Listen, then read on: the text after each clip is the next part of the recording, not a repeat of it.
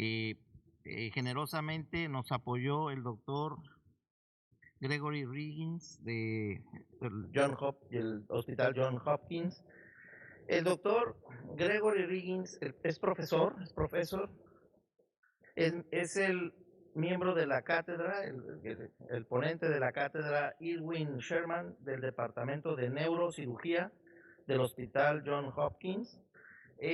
Podríamos decir muchas cosas del doctor Riggins, pero lo más trascendental quise hacer unas anotaciones muy importantes. Miren, el doctor Gregory Riggins fue el descubridor de la mutación IDH1 en glioma.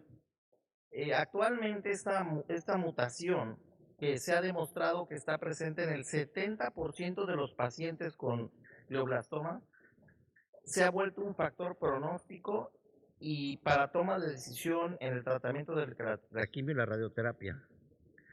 Es una mutación pronóstico positiva. Entre otras cosas, el doctor Riggins fue discípulo y miembro del grupo del doctor Herb Vogelstein, que como bien saben ustedes es una persona que hizo un gran aporte a la terapéutica oncológica y al entendimiento de los procesos oncogénicos. Es también considerado en el mundo como pionero en las terapias de quimioprevención basados en moléculas de bajo costo para el manejo y tratamiento del cáncer. Sin más preámbulos, Dr. Gregory, thank you very much for your support to this important meeting in our country, and we have the opportunity to receive again in our country in another meeting. Thank you very much, Dr. Riggins. Welcome to Mexico. Gracias, Horacio. Thank you so much. It's a great honor to be here. I'd like to thank in particular my hosts, Erica and Horacio, for their kindness in inviting me here and allowing me to share some of our work.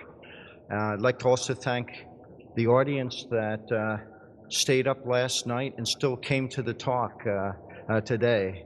And so we're still able to enjoy the conference in Los Angeles Azules. So, the talk I'm going to give today is on the mebendazole. And so, the relevant disclosure is that we did reformulate the mebendazole, and we have a intellectual property on that. The other things are related to other work in the laboratory. So, the laboratory has been working on developing new therapies for brain cancer. And as we've gone through the years and have had some success in doing that, it's expanded to other types of cancers. But I would like to focus today on the mebendazole story. This is an old anti-parasitic drug that we've repurposed, and it lends itself very well to the international collaborations that we are planning with Mexico and other locations, because one, it's available here, it's already approved, sold over the counter in most countries that have a need for an anti-parasitic, and it's very inexpensive. So it can bring a new therapy that we already have a good track record on its safety and use in humans to areas where it's maybe most needed. So mebendazole was developed by Janssen in Belgium in 1972, is when it first went on the market. It has been used for over 40 years. Millions and millions of doses have been given out. It's distributed by the WHO for children in Africa. There is very little toxicity or adverse events. Essentially, it's safer than aspirin.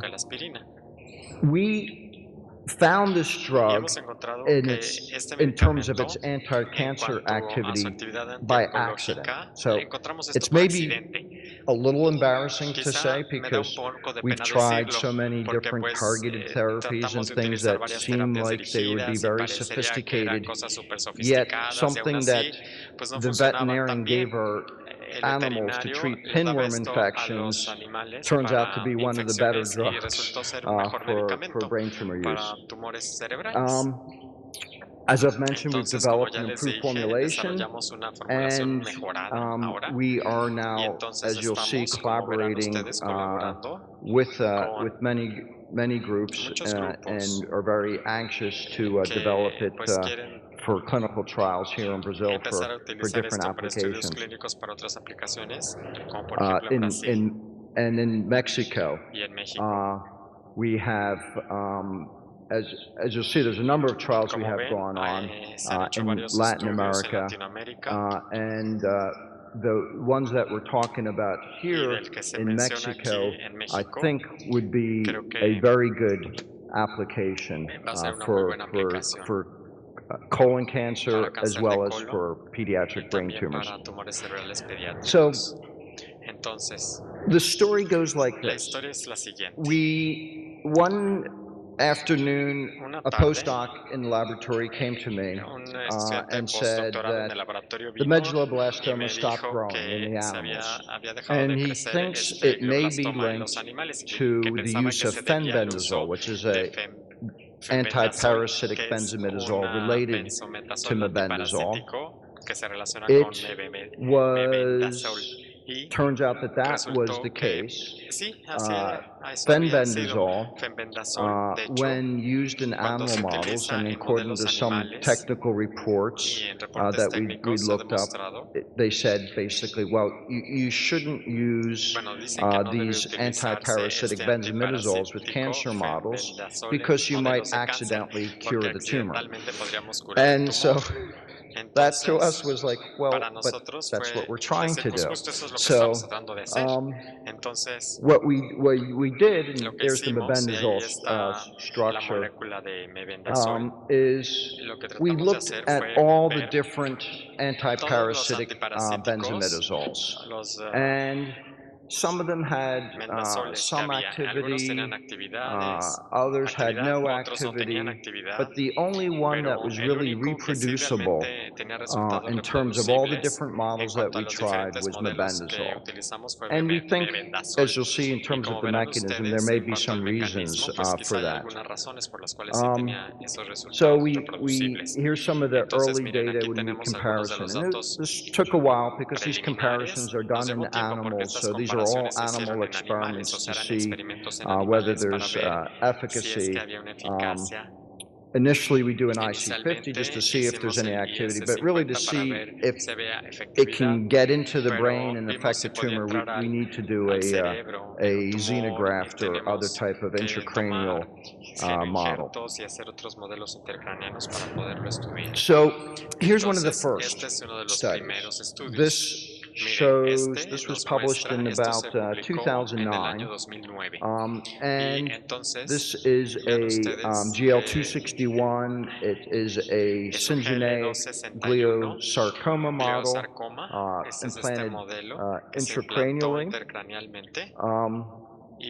It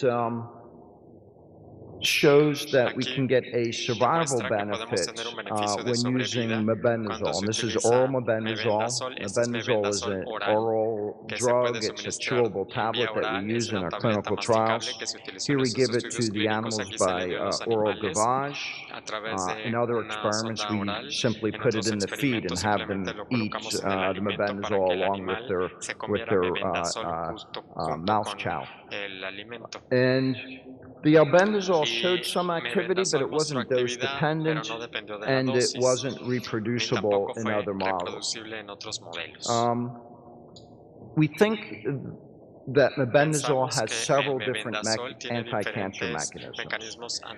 And the known mechanism for mebendazole in parasites is that it disrupts tubulin. So it affects the tubulin in the gut of the worm. So it's an anti-helminthic drug, is its classification. It collapses the tubulin in the epithelium of the gut of the parasite and essentially starves it to death. Now that mechanism is also active in the tumor cells. It collapses, as you'll see in panel C, looking at control that's stained for tubulin with immunofluorescence. We have a nice, healthy, well, unhealthy looking, it's a pathological but a healthy tumor cell, and then you can see the disruption of the mebendazole.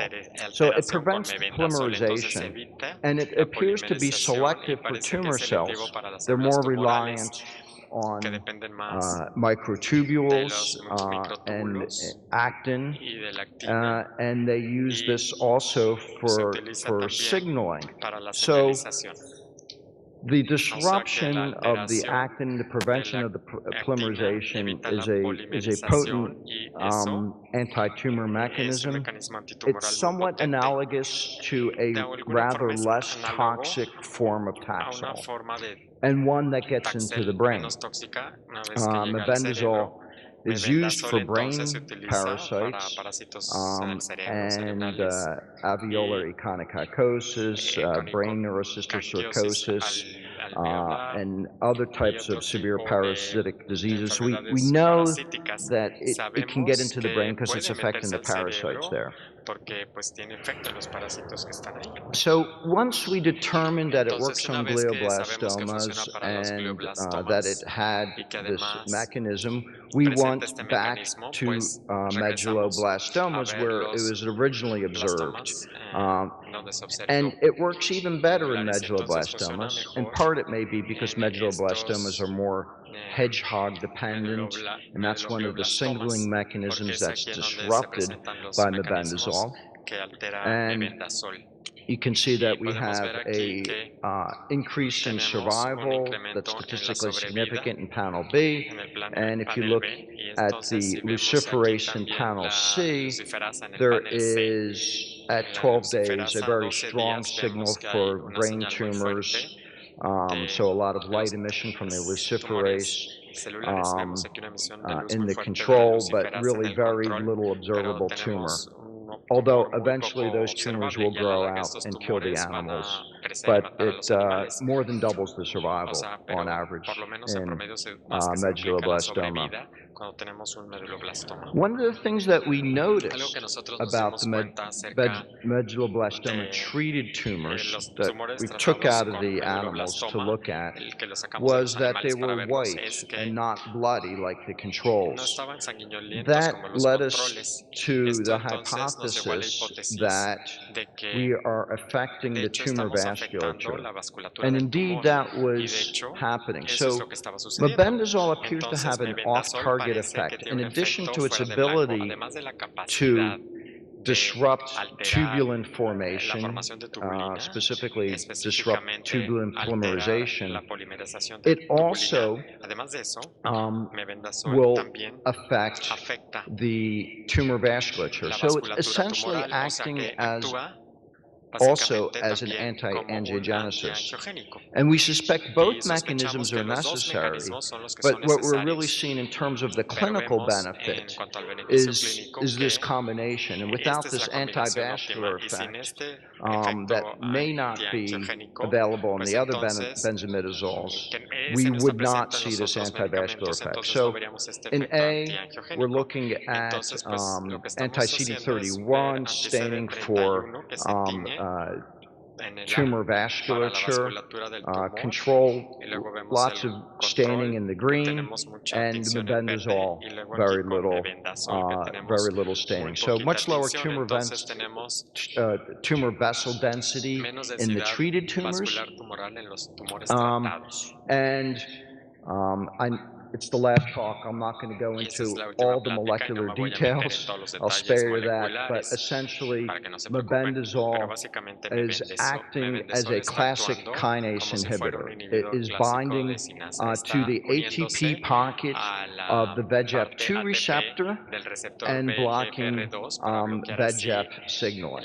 So in addition to its anti-tubulin effect, it's an anti-VEGF molecule. So that's a very nice combination in a relatively non-toxic, brain-penetrant molecule. So we got very lucky with this. And there is some of the evidence to show that we are blocking VEGF signaling. This is showing that we are blocking the phosphorylation of the VEGF2 receptor in activation of the VEGF at the VEGF2 receptor. So then after that, and I'm talking about a series of papers now that have been developed over the years since 2009.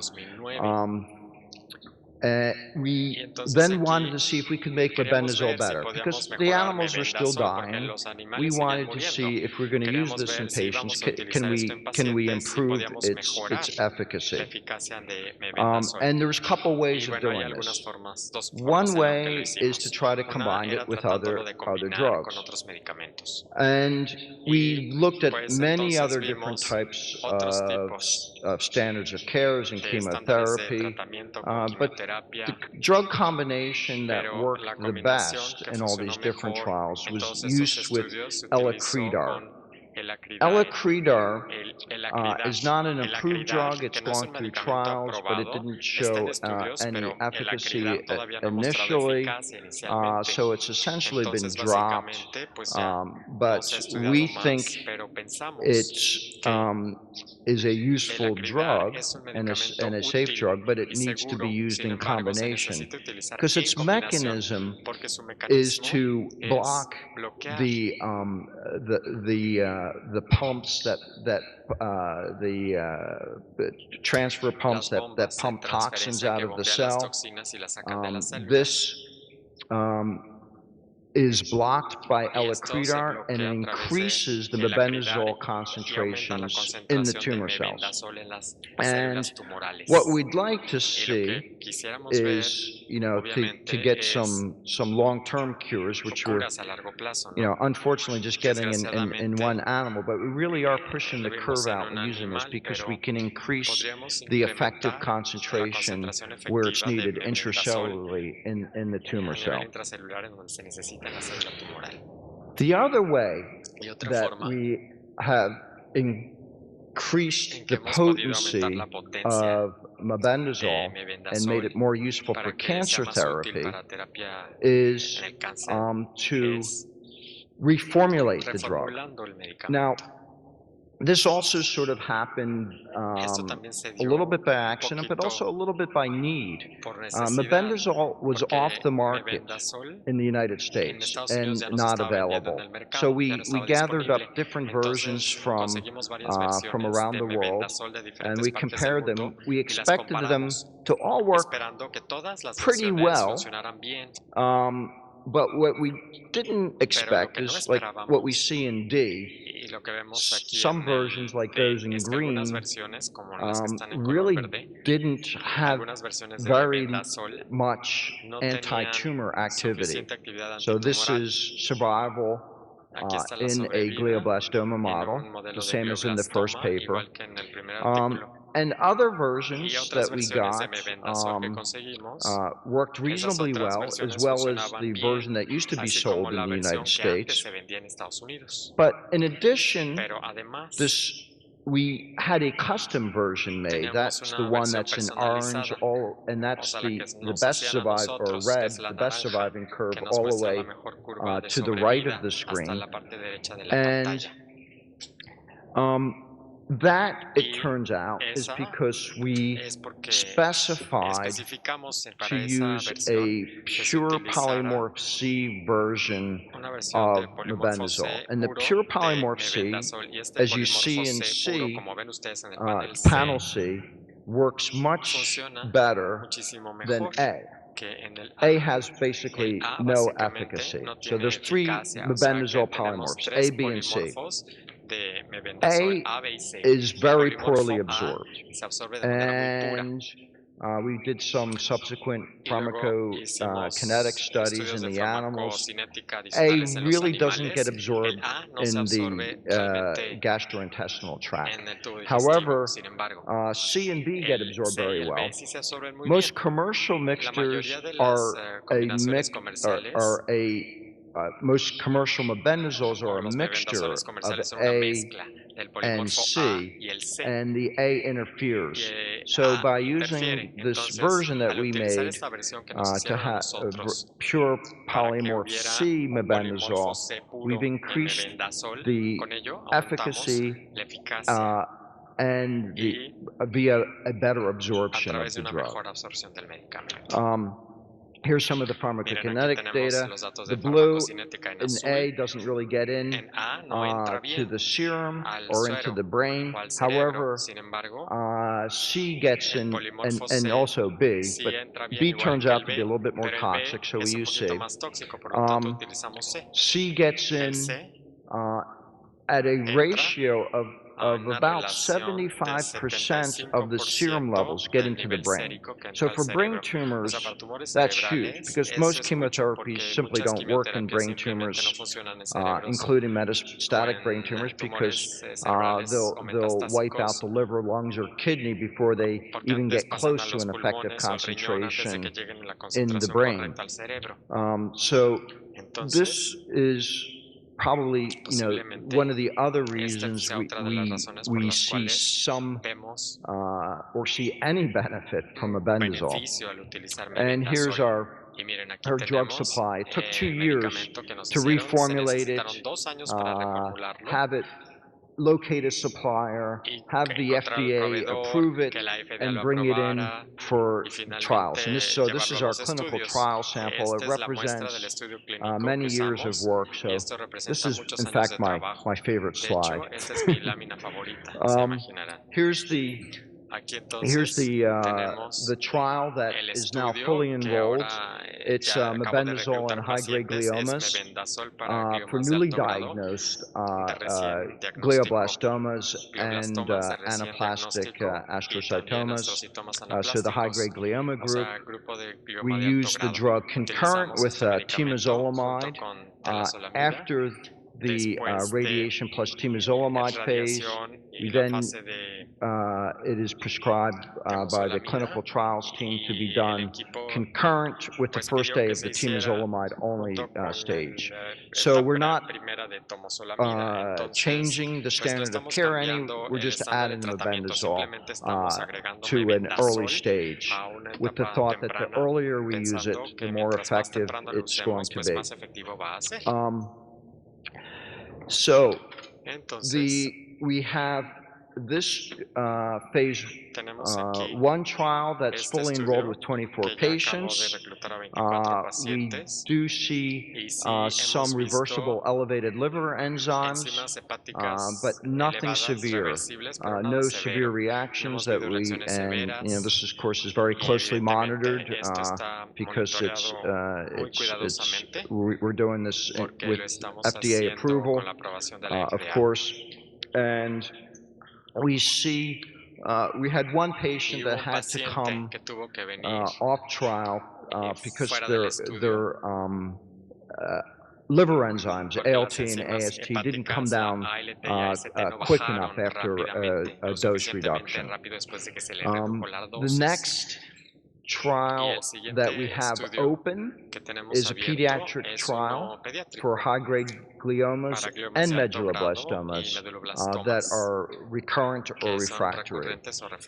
We haven't yet enrolled the first patient, but all the approvals are in place, the drugs in the pharmacy, and the recruitment is underway. And then we'll be opening up another center as a second arm in this single institutional trial at All Children's in Florida and Tampa, which is now part of the Hopkins system. It's merged with Hopkins. The pediatric trial, the PI for that is Ken Cohen, who's the chief of neuro-oncology at Johns Hopkins. So, in the phase 1 trial of adult glioblastoma, we also did a pharmacokinetic study and have the data back from that. We also have serum levels in the pediatric trial as well, but we don't have the data for that, of course, yet because we're still enrolling. What we observed is that at the 25 milligrams per kilogram dose per day, which is the starting dose, so the dose is given in 3 divided doses in chewable pills. The pills are orange flavored. They're relatively benign to take, at least a few at a time. It's recommended that it's given with meals because that enhances the absorption. It's in 3 divided doses with meals, and the starting dose was 25 milligrams per kilogram per day, and then it doubled to 50, 100, and 200. And those are the 4 groups you see there, 25, 50, 100, and 200. The serum levels for 25 are statistically significant lower, but it reached a plateau. The data is noisy because absorption is very different for different people, but we think that at 50 and above, there is no, we've saturated the GI absorption, and that we're in the effective range. 50 is the effect, is what we use in the animals, and it seems to be the start of the effective range, at least anecdotally in the clinical trial.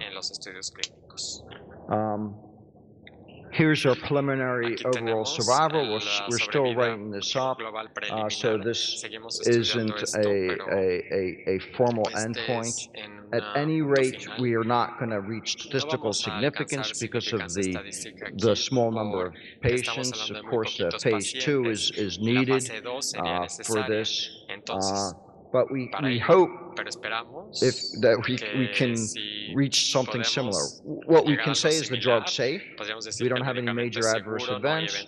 We don't have any major toxicity. We know what dosing we can use.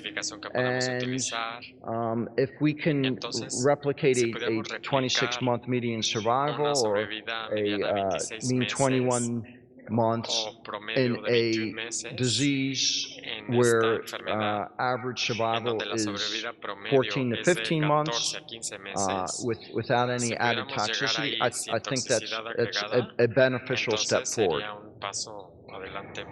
If you look at this in comparison to some of the other phase 1 and phase 2 results for glioblastoma, we're in pretty good shape. We have some dose-limiting toxicity, but we don't have any major adverse events. And we're looking at median survival at 26 months compared to a range of 15 to 21 months for the other trials that have been. Otros estudios que se han realizado en glioblastomas de reciente diagnóstico. Y me regresaré aquí para ver cuáles van a ser los siguientes pasos en el laboratorio. Estamos viendo otro tipo de tumores cerebrales también, los estamos estudiando. Creo que tenemos aquí una ventaja, porque este medicamento llega al cerebro, entonces debería de considerarse también para otro tipo de malignidades. Estos son meningiomas malignos, no los tipos benignos, sino son meningiomas malignos que se presentan en menos del 10% de los meningiomas, pero nadie está trabajando en ello, nadie está desarrollando nuevas terapias y parecería como que mebendazol más radiación podrían ser una herramienta útil para mejorar lo que se tiene disponible el día de hoy. Estamos entonces estudiando esto. Quizá necesitaríamos considerar tumores metastásicos al cerebro también, porque este medicamento entra al cerebro. Bueno, pues eso termina entonces la sección que se refiere al uso de mebendazol para terapia oncológica. Sin embargo, tenemos otra oportunidad que ha surgido recientemente. Y nuevamente esto surgió por la necesidad, porque teníamos la Fundación Hutton nos dio una subvención para estudiar la quemoprevención. Trabajamos con un laboratorio y estamos aquí en la última parte de este trabajo con esta subvención, pero nada estaba funcionando. O sea, habíamos recibido el dinero, estábamos estudiando y necesitábamos llegar a algo para justificar ese financiamiento, esa subvención que nos dieron. Entonces utilizamos mebendazol para quimioprevención y tomamos el modelo del desarrollo de cáncer de colon, o sea, un ratón que tenga la mutación APC, y entonces probamos ahí mebendazol. Y aquí les muestro los datos, miren, de ese experimento, de ese estudio. Existe una lógica para estudiar prevención oncológica. Ven ustedes que lo que esperaríamos tal vez del uso de mebendazol para glioblastomas es que si tenemos la fortuna y seguimos trabajando, quizá podamos extender los estudios de manera segura o expandir los estudios y mejorar la sobrevida unos meses más, lo cual sería un logro para tumores cerebrales, aun cuando no sería totalmente satisfactorio, por lo menos no para el paciente o para la familia del paciente. Pero bueno, cualquier cosa que podamos incrementar en la calidad de vida del paciente, pues es algo que deseamos. Pero hay una oportunidad todavía mayor en prevención del cáncer. Si podemos prevenir un tumor desde la etapa temprana, para que no siga creciendo, tendríamos más éxito, porque en etapas más tardías, pues ya hay mutaciones resistentes en el tumor y pues hay una heterogeneidad en la población, entonces es bien difícil de tratar una vez que avanza, pero si los detectamos en una etapa temprana, cuando inicia el tumor, ahí podemos intervenir, porque para que el tumor siga creciendo tendrían que pasar varias cosas y si podemos bloquear eso, eso sería una gran oportunidad si es que pudiéramos identificar esos pacientes y si pudiéramos entonces instituir una quimioprevención adecuada.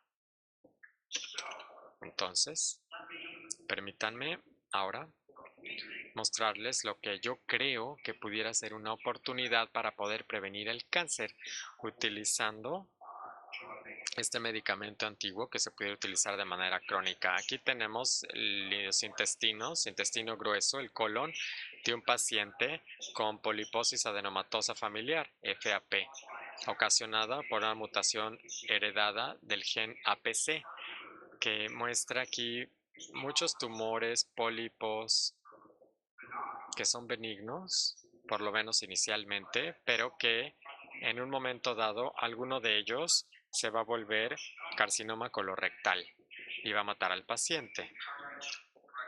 La recomendación actual es colectomía profiláctica a principios de los 20, antes observación.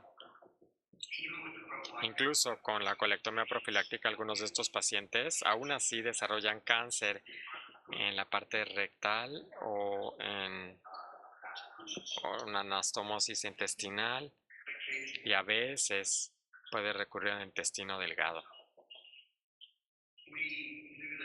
Sabíamos entonces que mebendazol funciona para tumores cerebrales. Tomamos líneas celulares de cáncer de colon. Aquí vemos, pudimos desacelerar el crecimiento. Tiene actividad contra las líneas celulares en estos experimentos. Afecta la proliferación. Pero miren, aquí tenemos el experimento más importante. Me voy a adelantar un poquito a este. Es aquí en donde tratamos a los ratones en este modelo murino de poliposis con una mutación APC, heterocigotos para la mutación APC, y además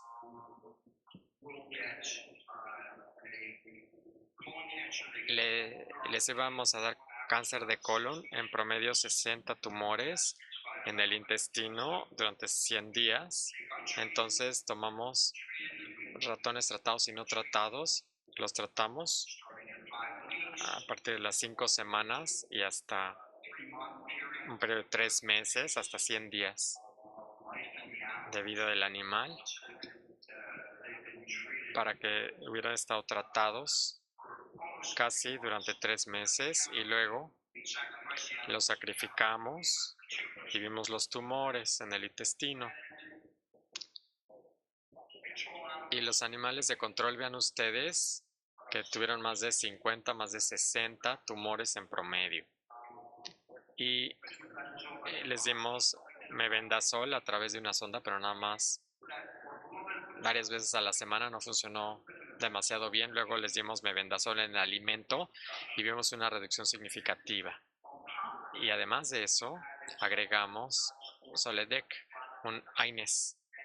Y entonces obtuvimos una reducción muy importante con Solendac y mebendazol en el alimento. Redujimos en 90% el número de tumores. Pensamos que los únicos tumores que quedan, ese 10% de tumores restantes, fueron los tumores que ya habían empezado antes del inicio del tratamiento. O sea, los que habían iniciado antes de esas 5 semanas fueron los que quedaron. Visualmente, aquí están los intestinos de estos ratones. En el panel de arriba, vean ustedes, queda claro para todos que los pólipos que están en los diferentes segmentos del intestino, esto aplica para el colon, para el intestino delgado y todos los segmentos. Véanlos ahí. Mebendazol. Vean ustedes que quedan muy poquitos tumores. Sulindaco, que se ha utilizado clínicamente, pero que tiene efectos colaterales malos, incluyendo proliferación intestinal y sangrado intestinal. Aun cuando se utiliza como un control positivo, el sulindaco en sí es un poquito peligroso de usar. Normalmente con mebendazol se mitigan muchos de sus efectos colaterales, o por lo menos en los animales. Entonces ven que los intestinos macroscópicamente y como verán histológicamente ahora están normales, en apariencia por lo menos.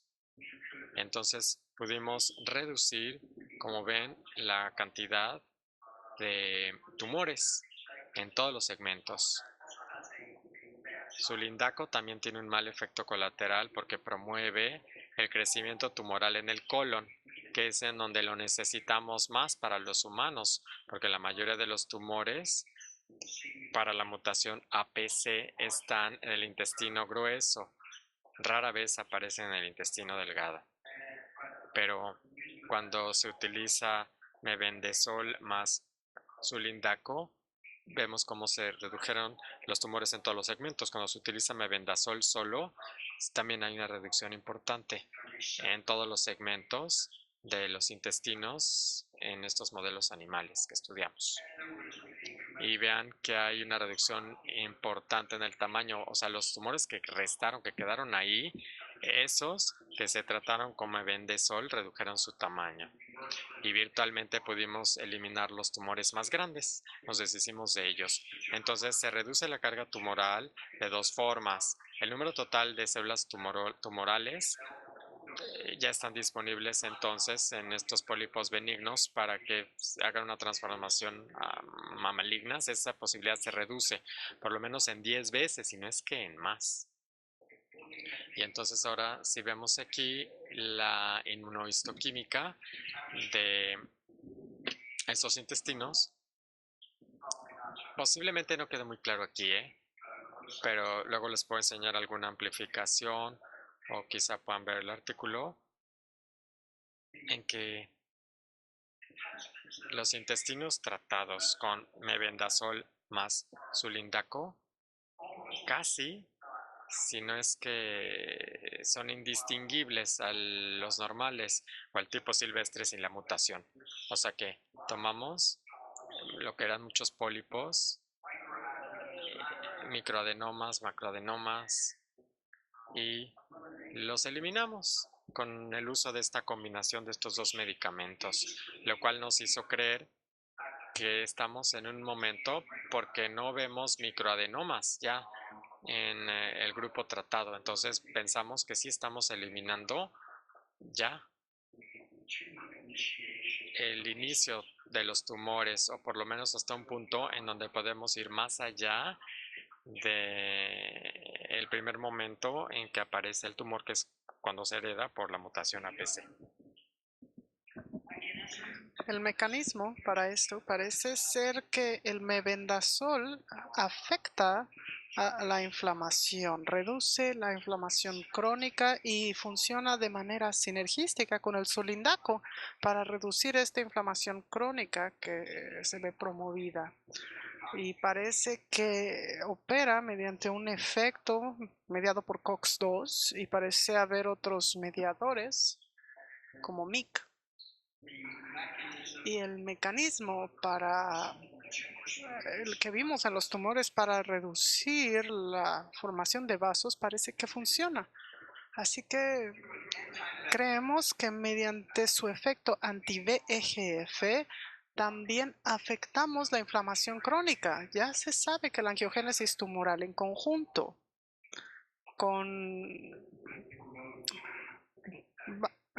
va a promover un efecto inflamatorio. De manera que si podemos reducir esa angiogénesis mediante VEGF, entonces, por lo tanto, también podemos reducir la cantidad de inflamación que ocurre y que se ve mediada por COX-2. Y aquí tenemos los pólipos de nuevo. Y mostramos que el mebendazol afecta la fosforilación de VEGF2. Así que no sabemos qué tanto el mecanismo de tubulina se ve involucrado aquí, pero lo que sí creemos es que la actividad anti-VEGF y el mecanismo antiinflamatorio son los que llevan a la reducción y a ese efecto quimioprotector o preventivo del mebendazol. Aquí vemos una reducción de los marcadores inflamatorios en los intestinos y esto puede ser utilizado para darle seguimiento a cualquier estudio en humanos. Estos son los biomarcadores potenciales para estos estudios de quimioprevención. Y lo que queremos hacer enseguida es hacer un estudio para la prevención de cáncer de colon. En Estados Unidos probablemente vamos a empezar con los pacientes que son de más alto riesgo con la poliposis adenomatosa familiar y vamos a esperar que en México también se haga algo para la prevención de la progresión o la recurrencia de estos tumores colorectales, lo cual creo que sería una población mucho mayor que pudiera beneficiarse de este uso en particular del mebendazol. Y como ya vimos, bueno, otro estudio que estamos tratando de hacer es con el síndrome de Gorlin, que es un carcinoma de células basales y es un síndrome por una mutación patch. Y estamos trabajando en conjunto con los dermatólogos para prevenir estos carcinomas vasocelulares en estos pacientes que tienen esta mutación heredada tipo patch en este síndrome de Gorlin. Y bueno, esto es solamente un resumen de lo que ya les mencionamos para la quimioprevención.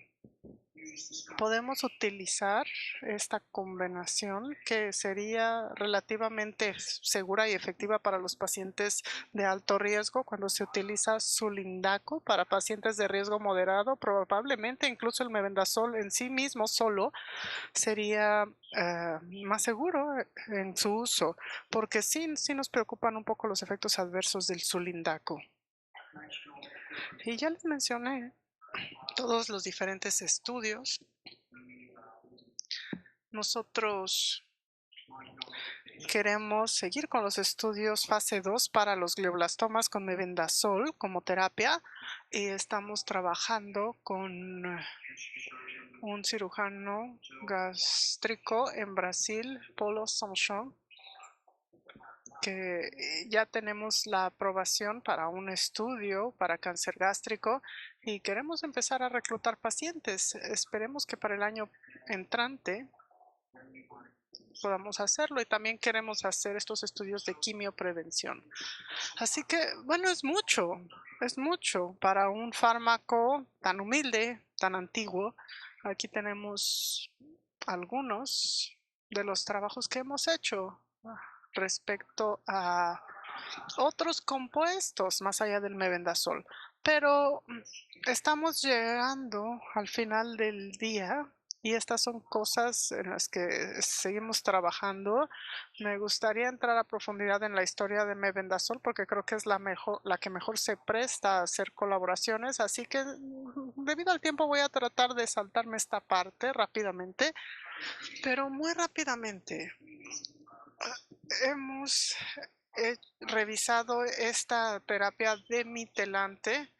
Se utiliza en síndromes mielodisplásicos y se ha visto que para los gliomas IDH1 podemos remodular el daño epigenético debido a la mutación y por lo tanto tener un beneficio en la sobrevida.